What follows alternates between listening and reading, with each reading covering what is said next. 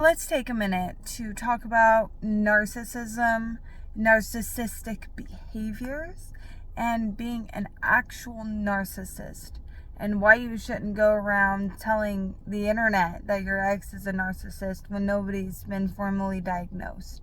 It's toxic. So, everybody has narcissistic traits. There are certain behaviors and certain checklists that determine whether you are a true narcissist, which means that you would be formally diagnosed with narcissistic personality disorder. This personality disorder affects mostly men. Okay. So it's mostly associated with men. However, women do have it as well. And this disorder needs to be diagnosed through an actual therapist or psychologist. It's not fair for you to go around and say, oh, he's selfish, he did this, he's controlling, and all of these other things when there's no actual diagnosis involved. Like, does that make sense? So until there is an actual diagnosis involved, please stop going around the internet and saying my ex is a narcissist. It may be true, it may not be true, but it is very harmful to the people that are trying to handle people that are diagnosed. There are creators like, I think it's Lee Hammond, and a couple other creators that do talk about their diagnosis. And I recommend you go follow them and you go learn the difference between narcissistic personality traits that everybody has, because we can all be self-centered. We can all be controlling at times. We can all have these traits. That is a human trait. But narcissism comes from narcissus, I think is how you say it.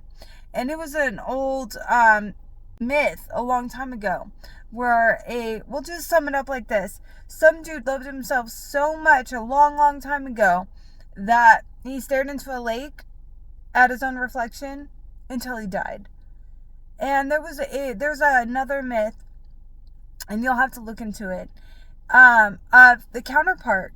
There was the empath who loved Narcissus so much that she died because of her love for him. Because when he died, she died. So it can go both ways. You can love somebody so much that it kills you to be apart from them. And you can love yourself so much that it kills you and your relationships, your family, everything. So let's keep that in mind. The whole takeaway from this video is please stop trying to diagnose people on the internet. I said I am co-parenting with a suspected narcissist, and that got me a lot of grief, but it also got me thinking, and I changed my way of wording it. Now I say I am handling a high conflict co-parenting situation with grace, because that's all I can say at this moment in time. I'm not dealing with a narcissist because I don't know if he's been diagnosed. I know that there's a lot of self-centered, self behaviors, and it focuses on high conflict instead of narcissism. So let's change our point of view, let's change our thinking, and let's change our wording, because this type of behavior can actually do more damage than it will good. So let's just keep that all in mind. If you want to challenge me in the comments, please be respectful. And again, have a wonderful day. I hope it's all well.